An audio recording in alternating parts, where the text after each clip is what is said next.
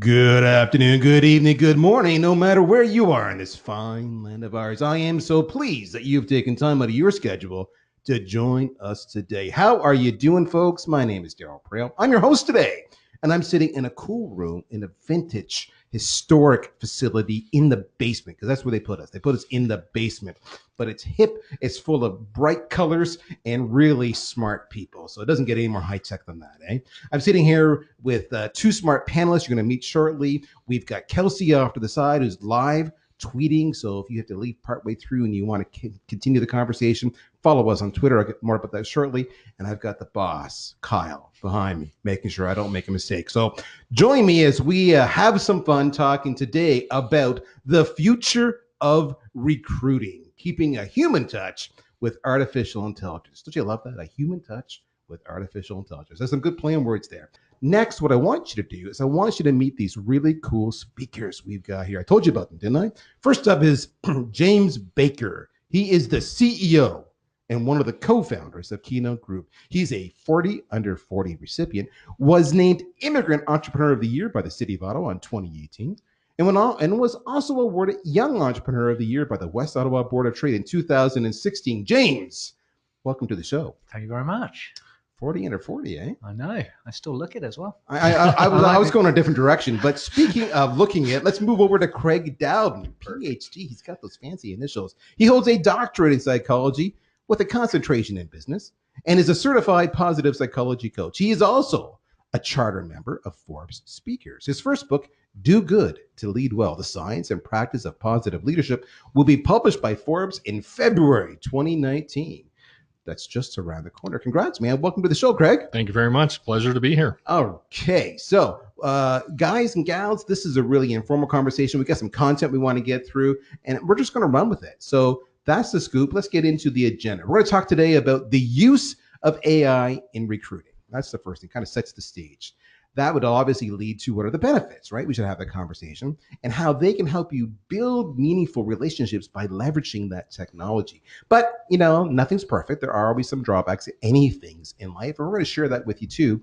And then we're going to talk about some tools and technology that you can help you be more successful as we do that recruiting thing. That sound about right to you, James? That's kind of there, yes. All right. So why don't you set the stage for me, James? Talk to me about this, how to use AI in recruiting, why we should even care. Why we should care? I mean, fundamentally, the recruitment business is broken. So, an industry that's relied on resumes and job postings for decades, from the days when I started where we were faxing pieces of paper to each other, we live in a big data world. So we are surrounded by information every single day on people, who they are, what their likes are, where they grew up, who their friends are, their social interests. We have all the data. So why should we care? Because we now have the genuine ability to understand who people are before we've even had a conversation with them.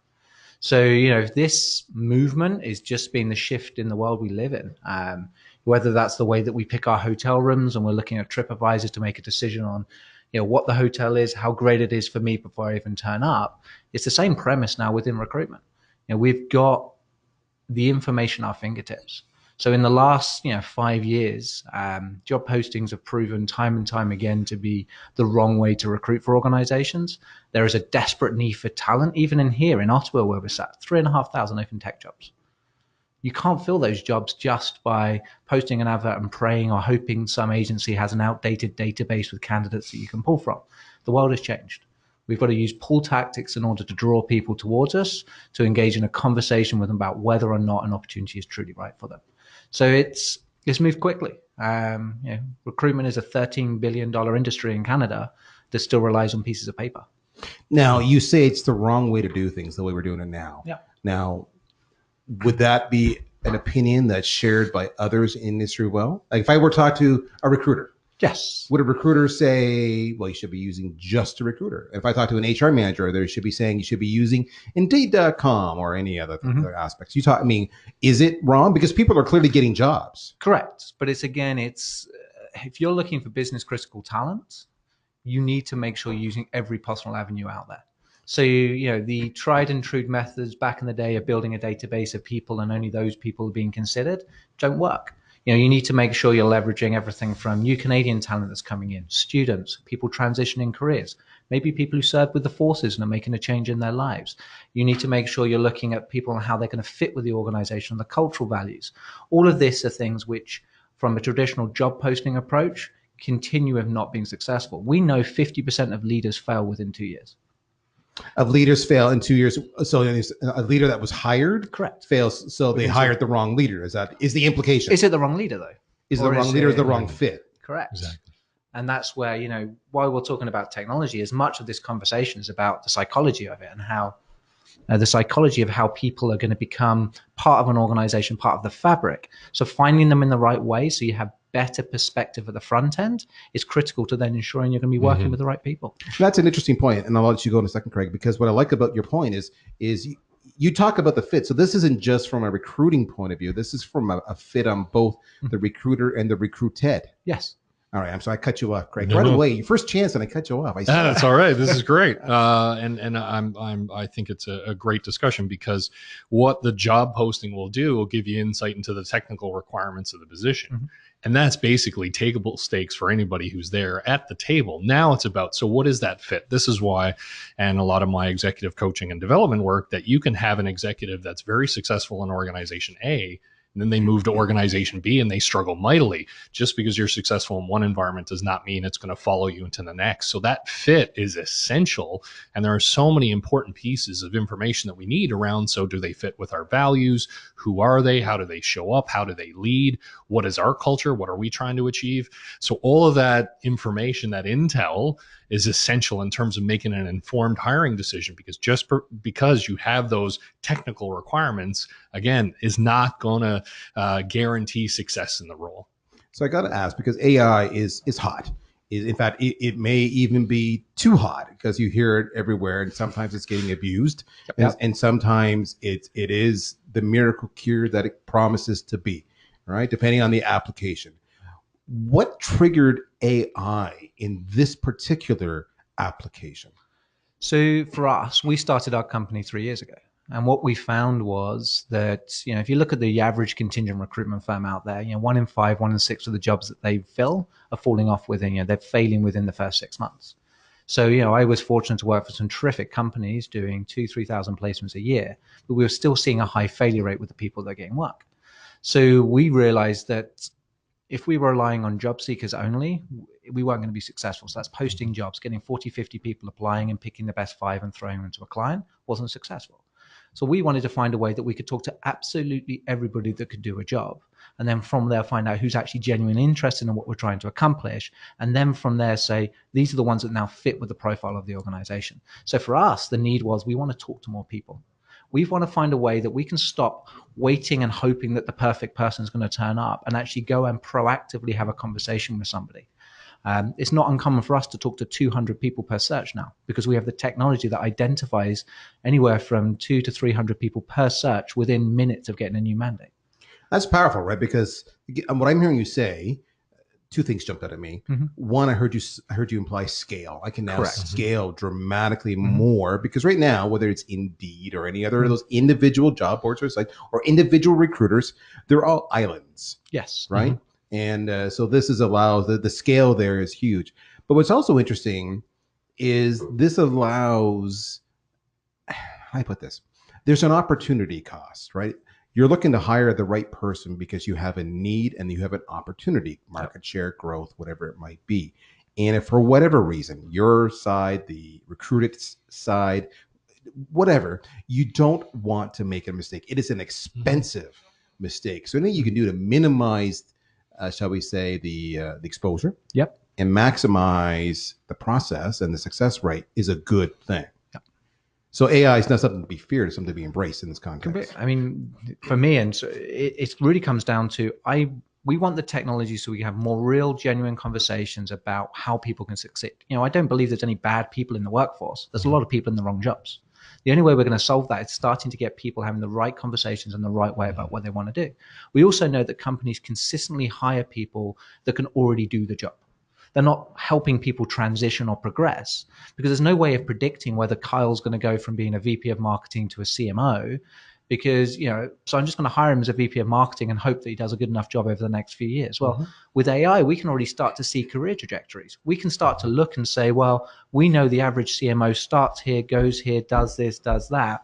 And when I start thinking about the psychological makeup of my organization, who we are from a cultural standpoint, I can now match Carl not only where his trajectory is taking him, but also who he is as an individual and how he's going to add to that fabric. And I think, and I love that point, because I think the other piece it does, it provides you with testable hypotheses or operating hypotheses that you use.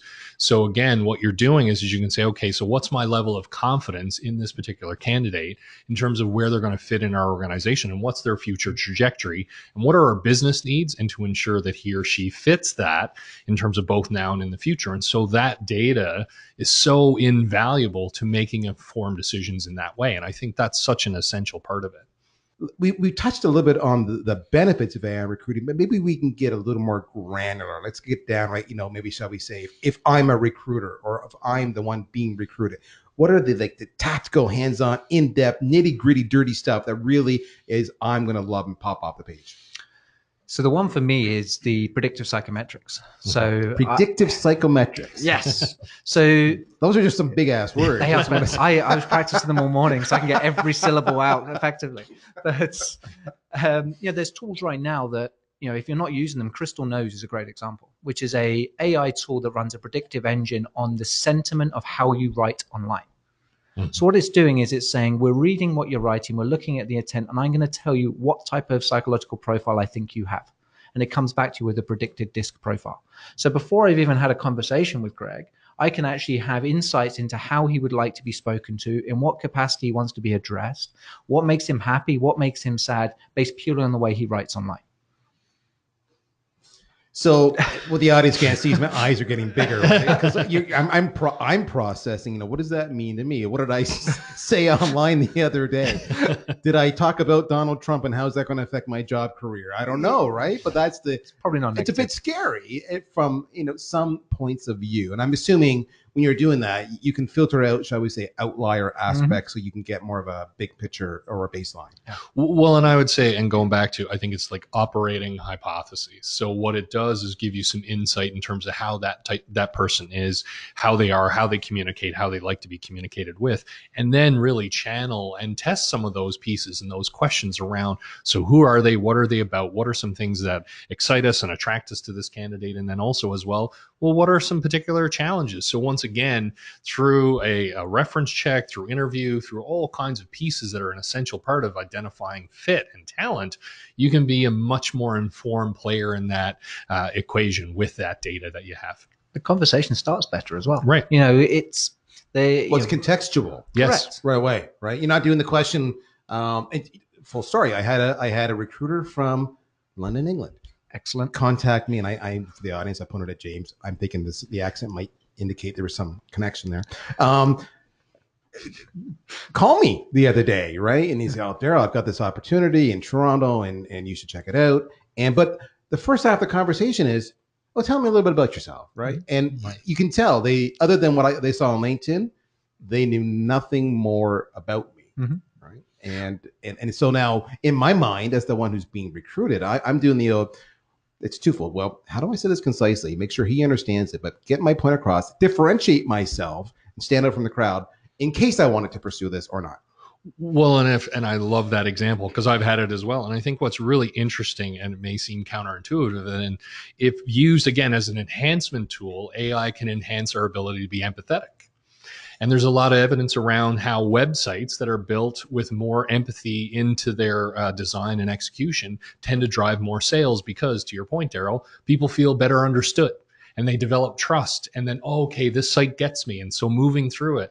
And so I think even though, again, people think, oh, it's a website, it's completely dispassionate, it's technological. Well, in this circumstance, you can really build that relationship and say, well, all this data is available. So now when I chat with James right away, I'm starting to build a relationship, and it's around trust.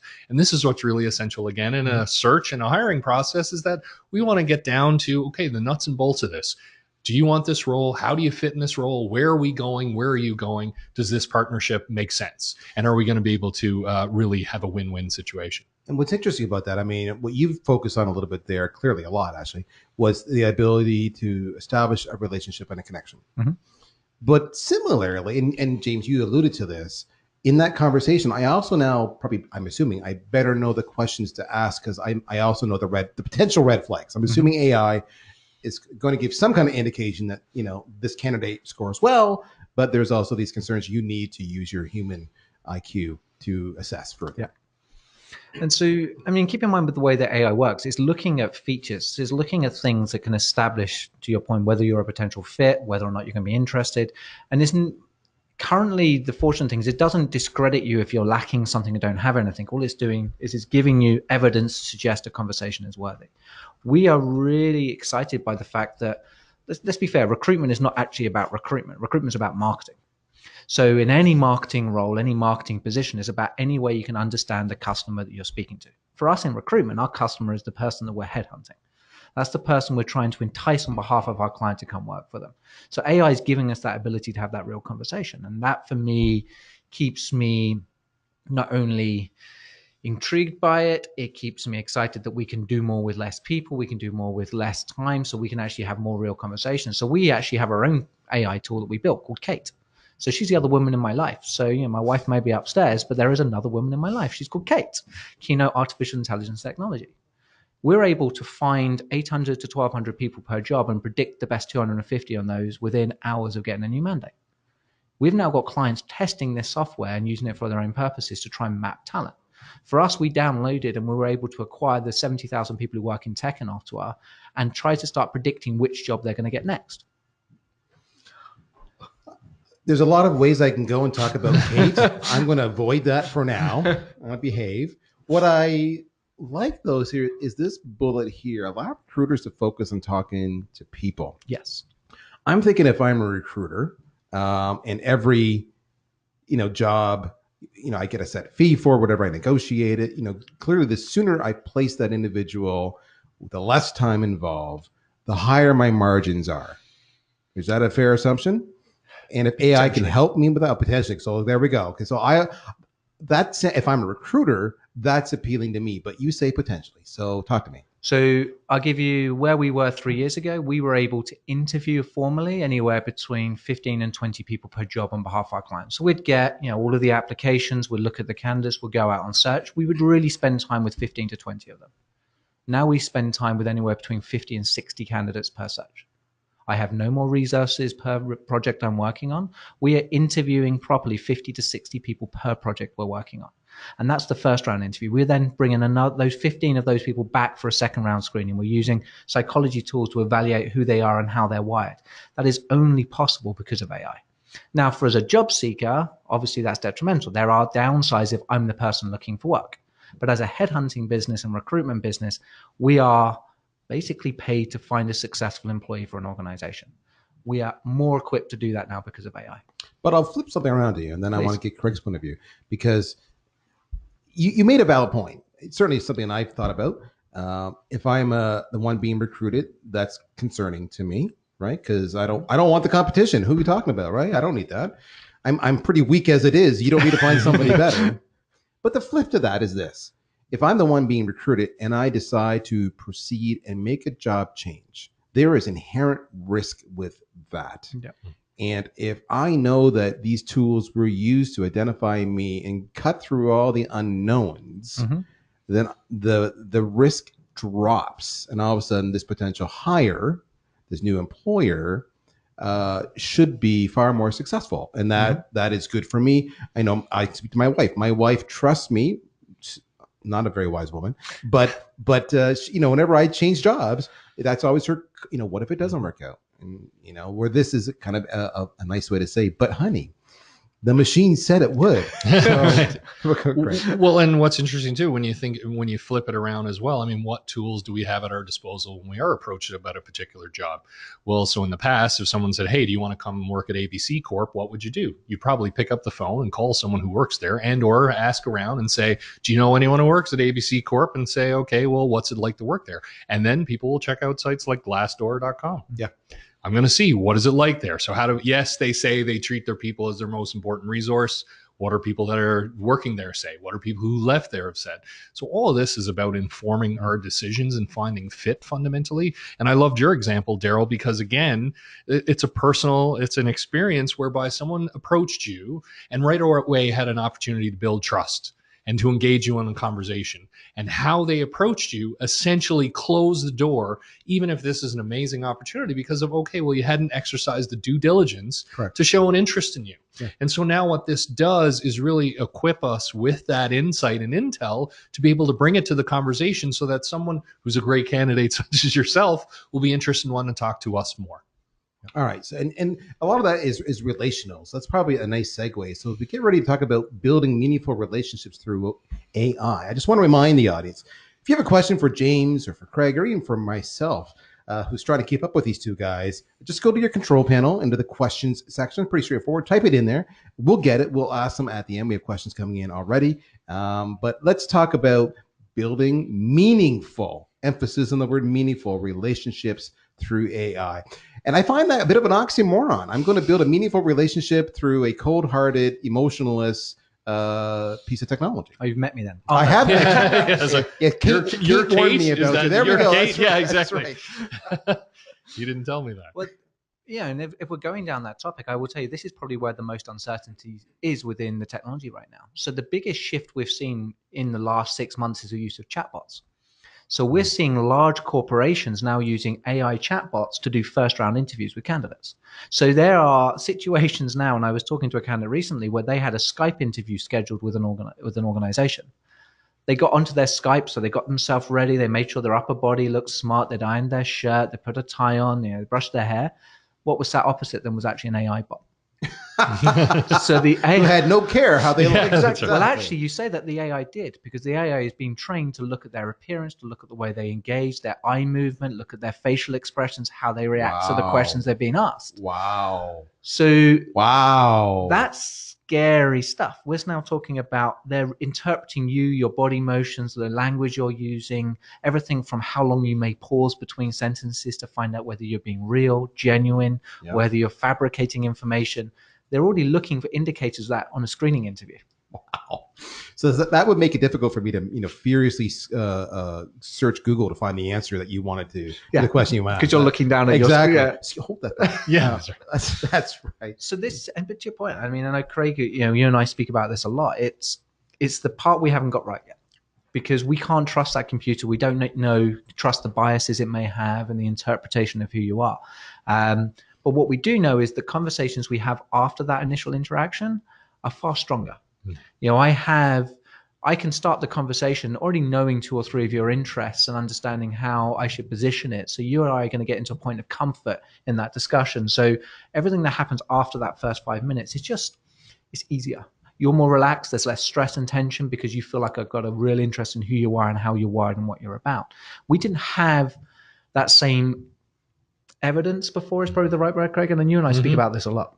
Yeah, and I think again, it's around context. It's about being able to have insight. And I think where the potential, and understandable, the fear is, so if everything is through AI and you lose the whole human touch to it whatsoever, and it's kind of like projected into a dystopic future. Totally understand that. And simultaneously, this is about a tool. And what's really critical is that the tool can provide a lot of value, and it can also be destructive for sure. And depending on how an organization chooses to use it, how it fits into the recruitment and strategy and all those pieces. And so I think what's really critical is, how do you get the best out of it, take the best out of it, and then talk about, so what are some of the implications of using this? And then what do we do as an organization to, so as James was saying, hey, we're now able to talk to far more candidates now than we were in the past. Isn't that a great thing? And somebody mentioned it. I said, well, look, I was looking for a job and I applied to 25 roles. You know what happened? I only heard back from 1 or 2 of them. Correct. Whereas now I'm applying for 25 roles. I'm going to speak to somebody probably on anywhere between 5 and 10, maybe even more than that. And not only am I going to get... Am I speaking to somebody or am I speaking to a bot? You might be speaking to a bot, but at least you're going to get feedback from that bot as to why you weren't selected, which is probably the biggest frustration with the job seeker. It's not the rejection. It's the, why have you said no to me? And so I do a lot of coaching work with Ivy, the executive MBA program, and a lot of executives that I work with, and that's one of the challenges. So I go forward, I engage with an organization for a conversation. We have multiple meetings and move through, and then afterwards, it's almost like I disappeared. I've been ghosted, and and where did I go? And they were really interested. And again, as a psychologist, for me, what's really critical is we all have a need to connect. So as soon as one of the most painful things we can experience is to be ignored. So as James was saying, something, even if it may be less than what we're looking for, some type of validation about thank you for your app, here's didn't work, etc. This to me is one of the primary, if not sole, areas of frustration for people. Like, no one gets back to me. Like, what happened? And then you think about it from an organizational perspective, not only around that particular search and looking for a key strategic business hire, what implications does that have for the organization? Because guess what I'm going to do afterwards? I'm going to go and tell everybody who will listen to me how poorly I was treated. And then people are, okay, well, wow, someone invested time and energy and effort, and this is how you treat them. So how's it going to be like in this organization? Now, this makes someone say, well, that's unfair. It's because of A, B, C, and D. Fair enough. At the same time, this is the potential impression that's left with people. So it's a really key part. And then it comes back to the reviews, and it's the reputation you have online. And I go to hotels, and the first thing I do is read the negative reviews about the hotel. I don't read the positive ones. I don't know about you. I always go and read the negative reviews first, because I want to know what the bad things are. Mm-hmm. And if we're working and the technology is providing feedback, the relationship that we have with our talent community goes up. Mm-hmm. We're improving the potential for success in that space. And as a job seeker, if I'm out there saying, you know what, no longer am I throwing resumes out there. I'm having 5-10 conversations. Yeah, it's with a chatbot, but I know what I was good at. I know what I wasn't good at. They've given me constructive feedback. I know what I'm going to work on now. It's a far more encouraging place to be. And to me, what I as well is that there's no perfect solution for it. There are strengths and weaknesses with every possible solution. So then in the context of saying, okay, so how do we capitalize on the benefits that this provides? Because it is a tool, and all tools we have at our disposal can bring value.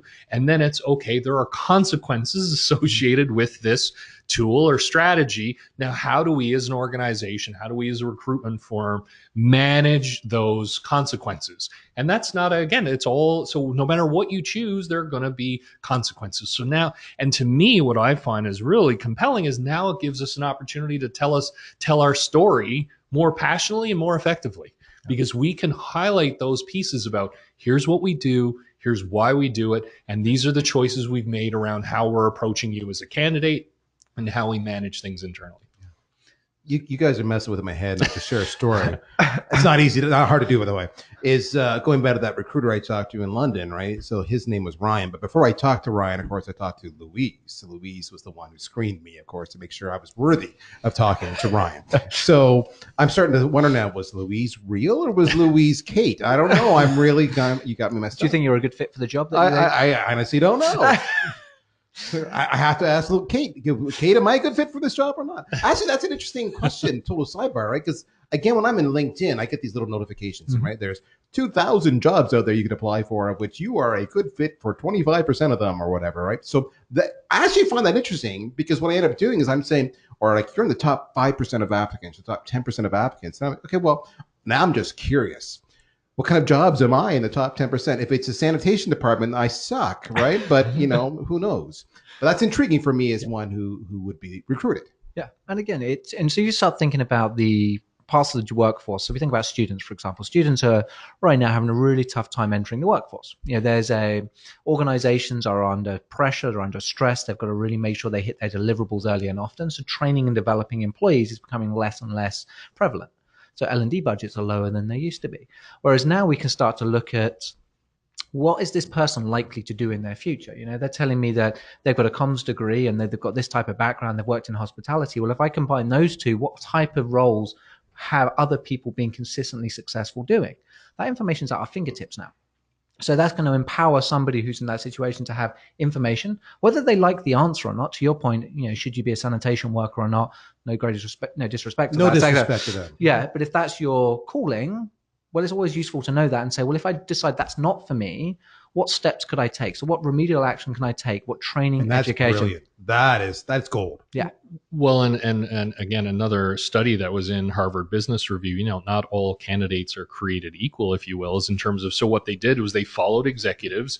I believe they had Harvard MBAs, and then all of them came from GE. So they were ex-GE and were recruited in different organizations. And one of the key differentiators that they found was the level of self-awareness in the individual executive, aware of who they were, how they came across others, what drove them.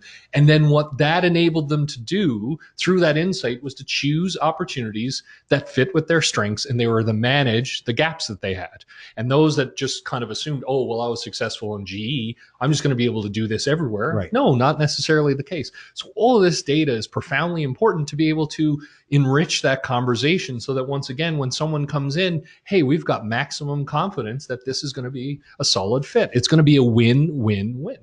And that's ideal. Okay. Now, I love what you're saying. Mm-hmm. I genuinely do. And I'm not normally a cynical lad, but maybe on occasion I am. And I say there are drawbacks. There's drawbacks to everything. Agreed. So we've not hit that on it yet. So talk to me. Let's be candid with one another here. Just pretend if Kate's listening and she's going to buzz if you say something misleading. What are the drawbacks to some AI in the process? I would think, for example, are we losing some of the relational stuff? For example, in my example, I said Louise, right? So I'm pretty confident Louise wasn't a bot. I was able to joke with her and build a rapport, and I was able to ask her hard questions. I did not ask for her number because my wife wouldn't like that, but I was able to really get a good insight, because sometimes the less experienced individual is more inclined to give away too much information, right? Mm-hmm. Which is advantageous for me as the one who's being sought. What are the drawbacks? I would say one of the primary ones is that AI drives everything. So assumptions are facts. So right away, the data that I have at disposal, I just right away know something about you. And so what's really critical is to use that, as I said, and as a key phrase of mine, it's an operating hypothesis. So this informs my ability to ask more strategic questions, do some more strategic digging. It does not necessarily that this is so, yet it's very valuable for me to be able to have a more informed piece on that. And I think, and this happens in so many different domains, it also happens in personality assessment. So psychometrics, as James was talking about, where you can get a particular profile and now, oh, well, you are X. And so Darryl, I'm always going to deal with you in this way because this is who you are. That is a challenge and a struggle. And it's not necessarily so. So this can inform our behavior and inform how we interact with people. And if it's just this is gospel and fact, and we're not going to deviate, that's where it can definitely create some challenges, I would say. I mean, because the dream in us for the kind of that enigma point we're trying to reach when we first started was, well, we just want AI to tell us who we're going to hire without us having to do any work. We can charge a ton of money, we can get rich, I can retire and be a snowboard bum. That was kind of the pipe dream when we started this. Very, very early, we realized that fact is just wrong. At the end of the day, the drawback is if people over rely on it. So what we're trying to do is removing all of the administrative processes attached to what we do for a living. So all we have to focus on is talking to people. So the drawback is when people try to remove the conversations with people completely as well. And, we've seen a lot of situations where companies now can get lazy in the way that they're recruiting as well, because they use AI, and so they can go wide, they can go far, they can pay a premium for somebody, so they're not going to invest in developing talent because they've got this ready-made solution where they can just go out and say, well, look, I've got no geographic boundaries to worry about. I know I can bring a tech resource into Canada in 10 days now because of the new immigration legislation that's in play at the moment. So I can just go off and find my unicorn because AI is giving me the capacity to do that. That doesn't help somebody who's 2 years out of school looking to progress their career. So there's still a lot of areas there that I think we need to work out. And to build on that, love that example. And so let's say it's a strategic business hire, again, senior executive. And theoretically speaking, laying out everything, that James had talked about, you could suggest that an AI, a chatbot, and all these could literally bring someone from beginning to end within an organization and follow up with an email to say, congratulations, Darryl, you've been accepted. You're an extremely valued member of our team. Can't wait to welcome you on such and such a date. Now, what is that going to feel like to the person? So from a competence standpoint, technically speaking, they were brought through this process, and even let's assume it was perfect. at the end, how does that person feel about that opportunity? Is this going to be like, I can't wait to work for this organization? So once again, that it provides the opportunity to be able to do things more effectively on the front end and throughout the process. And at the same time, you don't remove the human experience from it. Because again, what's really critical is the research around trust, it's warmth and competence. So do we feel that the person is competent in what they're doing so that we can trust that they're going to deliver? And do we feel that they care about who we are as a human being? So AI can cover and do those pieces. That warmth, it's going to be tough to get the chat box to demonstrate. So once again, within that team feeling like, hey, this is where I want to be. Yeah, what I do matters and someone cares. Yes. I mean, that's what it comes down to. And AI doesn't have that capacity. It's still early. I mean, we've been developing technology ourselves for 2 years, and we've even seen it's becoming almost democratized the space. You know, the cost of building AI has plummeted in the last 2 years. You know, you can build yourself a custom engine, an AI engine, for $150,000 now, which is not out of the reach for small companies. I mean, we're a 3-year-old startup.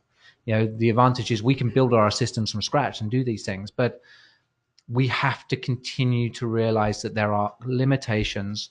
If we're not responsible and ethical in the way that we build and train our AI platforms, we don't want it to have the same biases. And this is one thing that we haven't touched on, but unfortunately, a lot of recruitment processes are affected by biases and prejudice, whether those are conscious or unconscious biases. So organizations have a mental picture of the person they're going to hire and the experience they have. So when they're making a selection decision, they're constantly going back to that avatar in the mind of who the right person is going to get this job.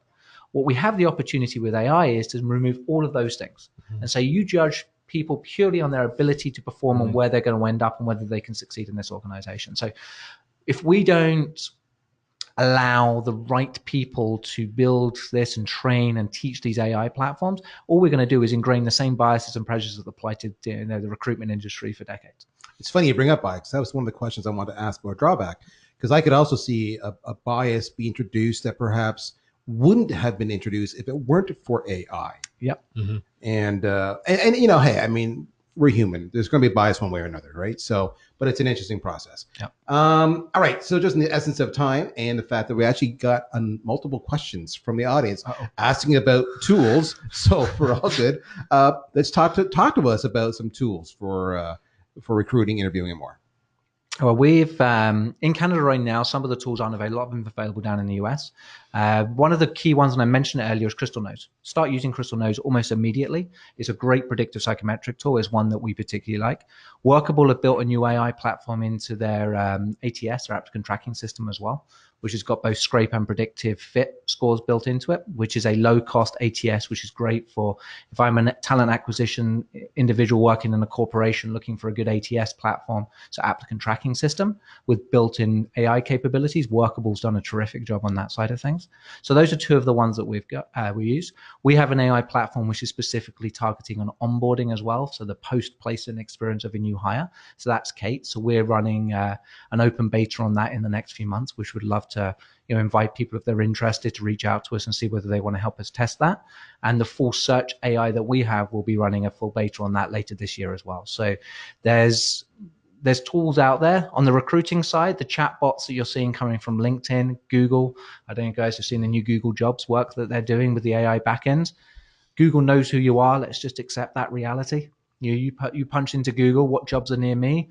I'm not sure if it's in Canada yet, but in the US, you punch in what jobs are near me. It's telling you which jobs you're suitable for within your region, same as the Maps app would be if I say, what food could I eat in the next, within a 10-minute walk. So we're already seeing Google, those large companies, LinkedIn, really investing billions of dollars. The recruitment industry is a $400 billion industry globally. All of the large corporations, IBM, Microsoft, Google, Facebook, they want a piece of the pie. So you can see all of the major players make a massive push into this space in the next 2 years. The large multinational recruitment companies are already hurting. They've relied for decades on their database. There's no value to any database anymore. There is no value to having a recruitment database because everyone can be found. So what's interesting, what I'm hearing you say is, I mean, I'm stating the obvious here, but we haven't actually used this word, and I want to be cliche. AI is going to disrupt the whole recruiting industry, right? Yeah. It's going to also be a bit of a level set. So if you're a small company versus the large company with the database, that's what triggered me. Yeah. Because I can remember many times saying, how do I get in their database? Because they're the ones who get the marquee jobs, right? That dramatically changes it. That's very, very powerful. There's nobody we can't now, for the most part. So if we look at the different generations, you look at the millennial generation, which is the largest cohort in the workforce now. We look at every single one of those is online in some capacity. While it might be LinkedIn, it might be Facebook, Instagram, they're all accessible and people that we can now get in contact with, and we can have information about who they are. We also don't need to know their exact responsibilities of their job. Glassdoor has this wonderful thing. It tells you what somebody who works in marketing at Keynote Group does for a living. So I don't even need a resume from somebody anymore to understand what they can actually do. This is all information that's freely available. So having a resume database, we don't even collect resumes for most jobs that we take. We're just using the online profile of somebody. So we're actually removing that step to the process as well. That's pretty impressive. Now I got to ask. I know because I mentioned the boss Kyle's here eavesdropping on us. Did Kyle talk to Kate during the whole process? He did, and Kate told us not to hire him. Despite that, so I think we get a tax rebate on Kyle. So. Well, it is beta software. It's going to make exactly. There's going to be glitches somewhere. There's going to be glitches along the way. All right. So, ladies and gentlemen, we're kind of through the core content. We're going to get to the QA part now. We're getting lots of questions, and the beauty about Q&A is, despite the fact that questions is in that, it can be comments too. And several of you have shared comments with us, points of view, perspective. So you're encouraged to share all of that, and we'll bring it up for discussion with the crew here. Now, one of the things that James shared is that Kate's going to be rolled out in open beta in the next couple of months. You can reach out to them. Of course, how would you do that? Well, guess what? Both Craig and James have their email information. Of course, I do as well. They're on the screen. You can contact any of us. So if you're listening to this on demand, not live, that's how you do it. I should also mention all of us are quite active on Twitter and on LinkedIn. If you're in the recruiting industry, if you are wanting to be recruited, these are the people you want to follow. So seek them out, both Craig Dowden and James Baker, and just stay, in the know. That's what I would do. That's a big push. Whilst we're bringing the Q&A, one more point of reference, check out keynotesearch.com. You can learn more about the organization and the company, and you can check out all the wonderful aspects that we've been talking about here, because I know you're all multitasking anyway. So, let's just embrace it. Now, let's take some of these questions here, kids. First one, we talked about when the questions came in. There were several on this, is what are the AI tools available? We've talked about that already. So if you have more questions about that, folks, on AI tools that we didn't cover, again, go to the panel and tell us what you want to know. We talked a bit about this near the end. The question was, how do small recruiters measure up with large firms, as AI is probably not accessible? What I love about this is they put dollar signs there. So the inference that there's an investment required that they may not have. So how do small recruiters measure up with those large firms when it comes to innovation and investment in AI? Well, because it's the big boys, it's IBM, it's Microsoft, it's Facebook, it's actually separate organizations. So most of these organizations run on SaaS models. They're looking for you to buy licenses from them. So there's going to be scaling opportunities. So while a large multinational might have certain price benefits, you're still going to be able to get onto the same software platforms and use the same tools.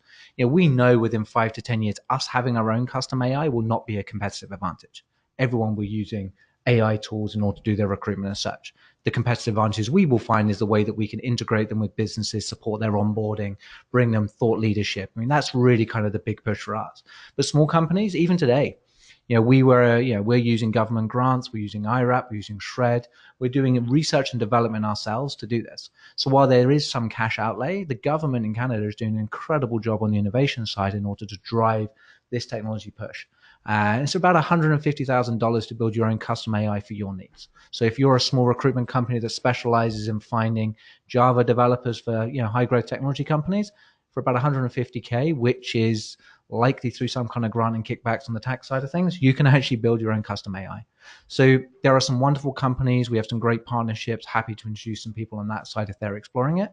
The large corporations, I will tell you, are at a disadvantage right now.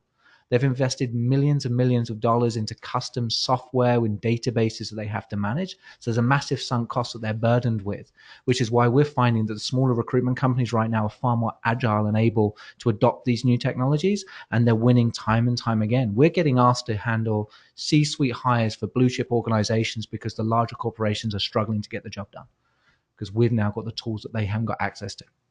Which goes back to the whole disruption thing. Yeah. If you're shy and you don't want to follow James or Craig online, no problem. At Keynote Group, that's the corporate Twitter handle. Do that right now. Hop on there and follow them. It's funny because you talk about smaller folks might actually have a better opportunity than the bigger companies. I know that's a concern, but I love it. And every audience, there's always this show me individual. And this one individual says, I understand the concept, but I want to see a demo. Yep. So get past the speak and the hype. I want to see it. So I put it out there. If somebody wanted to better understand, maybe see the tools you use, is that possible? I don't talk to me. Yep, they can reach out to me. So just email me there, jamesb@keynotesearch.com. We have a whole development team here, under the right NDAs, and we'll make sure that we can show you a demo. And we've trialed it with a number of organizations. We've got about 20, 25 companies right now that are looking at the tech for their own benefit. And our hope is to provide this tool. We as an organization want to do the 10 to 20% of critical hiring work for an organization. So that's their leadership teams, their key managers, their key performers. We want to ensure that companies, organizations have the tools so that they can reduce the spend they have on unnecessary hiring externally. So if they're using contingency agencies, for example, for sub 75K work, we want to give them tools to remove that cost burden from their business. That sounds like a good thing. Yep. I think you should reach out, folks, to James or Craig. Don't be shy. Both will talk to you. I love this comment. They say, I feel that candidates will be over-solicited by multiple recruiters, agencies, headhunters, all for the same roles. Is that true? Is that any different, perhaps, than what it is now? Yeah. I mean, if you're right now in tech in Ottawa, I would be disappointed if you're not getting headhunted at least 2 or 3 times a day because there's that much demand for talent. What we will have, and this is the hope with the privacy shift that we're seeing, is you'll have more control on what you will push out there, how people can connect with you and what platform. So while I might be able to find you, Darryl, doesn't mean that I have the ability to communicate with you unless I'm going on your terms. So if we're starting to see all the communications platforms, the social media platforms, more and more integration, so you'll be able to set the tone in which I can connect with you. Just because I can find you and work out that you're a brilliant guy doesn't mean you're going to engage in a conversation with me. So while you might be approached, you might be filtering me out, you might be filtering others out. So it's still the terms of engagement that come down. Well, I think to your example, Darryl's perfect one, right? Like, so how does someone approach you and how quickly the candidate then can say, you know what, no thanks here, and I'm not interested in engaging in that conversation versus otherwise, oh, that's really interesting, and I feel that I want to continue that discussion. Yeah. So this is a really powerful question, and I think it's powerful because maybe it speaks to a certain demographic. The question is this: what if job seekers don't have an online presence? How does AI work then, James? Well, simply they're missing out. If you're not online, so if you want to be recruited, beyond, I mean, you should have it now anyway, which is why I'm blown away. But that's a valid question. 2/3 of working Canadians are on LinkedIn. So even if a company's not using AI tools and they are just doing their recruitment by going on LinkedIn and searching for people, they don't have to go look elsewhere because 2/3 of working Canadians are on there. So if I'm looking for I call it a CPA, I need a new controller. If I post a job, 50 people will apply, 25 of them be relevant, 5 of them will get interviewed and get hired. If I go onto LinkedIn, I can find all 1,500 CPAs as controllers who work in my industry across Canada within seconds. So why would I even go off and post a job? So if you are relying on traditional recruitment approaches to find a job, my biggest piece of advice and the one takeaway, at least go and create yourself a LinkedIn profile. Give yourself a fighting chance. Otherwise, you're going to continue to be disappointed. And the other interesting thing is that and fair enough, that can be a question, and I think it's a valid question. And then the flip side to that are, as James pointed out, there are consequences. And so, and then and you will be missing out. And sometimes people say, well, I don't want to engage in social media because I don't like A, B, C, and D, which is also fair. Totally makes sense. And then you say, okay, so if my goal is to be identified and recruited, and then I have these concerns, how do I do both? How can I not miss out on the opportunity and then frame my involvement in social where I feel comfortable? So as an example, which platforms am I on? What message am I conveying? How frequently? All those things. So as James said, which I think is a beautiful piece of advice, put a LinkedIn profile online, populate it, A, B, C, and then you choose how you want to do it. Now you're in the conversation. Now you're able to be found and identified. And once again, because otherwise you run that risk. There are consequences if you don't get out and play. You may not like how the environment is. Okay, how am I going to choose to interact with that? Because fundamentally, at the end of the day, we each around this table have a choice about what we do. Yeah. So let me ask this question, because hey, I'm a marketer. I'm always looking for an angle. If I want to game AI, is it better to go beyond LinkedIn? For example, maybe I'm on LinkedIn, but maybe I also have my own personal branded website. Mm-hmm. Maybe I'm posting on medium.com. I don't know. You tell me, how do I game it so that I get more visibility and I'm ranked higher? Well, you just kind of spoke to that. I mean, the more information AI can find about you, the likelier it is to have a high confidence that you're a good candidate for the job. You know, we're looking for 80, 90% confidence that somebody would be a successful hire for a job before we're going to have a conversation with them. So you can gamify it. And this is maybe one of the drawbacks that we were speaking to, is people are going to play the game and play the system. It's keyword stuffing and everything all over again. Correct. Right? Yeah. Sure. But the advantage is now we're looking beyond keywords, because we're not actually looking at what they do in their job. We're looking at everything from their trajectory, where they've been, where they started, the types of companies they work for. So if you work for a company that has a very high performance score, company that continues to do well, we're making an assumption that that company has fairly sophisticated hiring practices. If you've worked there for 2-3 years and you've had a promotion somewhere through, we can predict that you've had a decent performance there at that organization. So we're actually using that information to determine whether we think you're a good hire, not whether you're telling me you've got 93 keywords to tell me social media on your profile. And it happens in the same space around psychometrics, which we use in terms of key strategic hires. And so what happens is people say, oh, well, can I, game the system? I'll just try to think about what are the right answers so that I'm going to be more hireable, right? On the other side. Well, what happens then? And that's where the conversations are so important about, okay, let's say theoretically you game it. Well, a couple of important risks come out of it. Well, these tools have been developed to find people who are trying to game the system. So your profile is going to come out really confusing. Secondarily, let's say that you are either luck into it or successful in gaming that psychometric profile. Well, what ends up happening is you're fundamentally in a poor fit environment. What's going to happen is you're going to underperform. The company is going to be frustrated with your involvement there. And either you're going to walk out the door or they're going to put you out of it. And now you're struggling with, okay, so what So really, once again, and I love that we're here because it goes back to where we started, it's all around fit. Yeah. And so what's essential is the data and information that we have maximizes the insight that we can bring to a conversation to find the best talent with the best organization where both parties will win. Yeah. All right. So we have we've had a number of questions that we haven't got to, but let me ask this one. It just popped in and it's kind of interesting.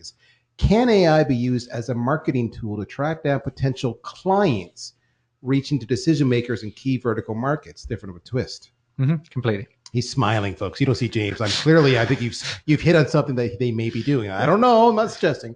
All right. So with that said, we're running out of time. The whole conversation, when we invited people to join us for this little discussion today, was about the future of recruiting. It was about keeping a human touch with AI. So let's bring it back full circle. Parting thoughts. Craig, any final thoughts you want to share? Well, I think, to add to, and this has been great. Thank you. It's been a really enjoyable conversation, and the audience questions have been fantastic. And I think, once again, this really provides a tremendous wealth of information for us to utilize. And then for all of us who are here in the room, for all of us listening online, it's around, so how do we choose to capitalize on the advantage and the opportunities that this provides? And that may be different in terms of the strategy. What's important is to say, hey, let's have the conversation and figure out how to incorporate this into what we're doing, because as James pointed out as well, this is here. The future is now. So now we have to think about how are we going to engage in this space. So I think that's what's really important. Let's start having the conversation around the table. Yeah. I mean, for me, it comes back to, we can finally make recruitment a people business. So if you're working in recruitment, you're responsible for hiring, you're bringing people onto the team, the technology is allowing you to make it about the people again. There's no excuse for, I've got to post a job advert, or I've got to review these resumes, or, I've got to send out these tests and wait for them to complete them. All the information is going to be at your fingertips, which means that you can sit in front of an individual and have a real conversation. So the future of this and what AI is giving us is making this a human process again. And for me, that's the most exciting thing. If anything resonated with you today and you want to learn more, check it out at keynotesearch.com. Of course, we've encouraged you to follow at Keynote Group on Twitter. You can email Craig directly, Craig at CraigDowden.com. Excuse me, as soon as you see in the bottom of the screen there. As well, you can reach the wonderful James Baker, James B at KeynoteSearch.com. Gentlemen, thank you for your time today. Let's carry this conversation online, folks. It doesn't have to stop here. In the meantime, we've had a lot of fun. We hope you did too. We're going to send you a copy of this session in a handful of days. You can listen to it on demand, share it with your colleagues and peers. And again, if you have any questions, don't be shy. Please reach out. We'll talk to you soon. Take care. Bye-bye.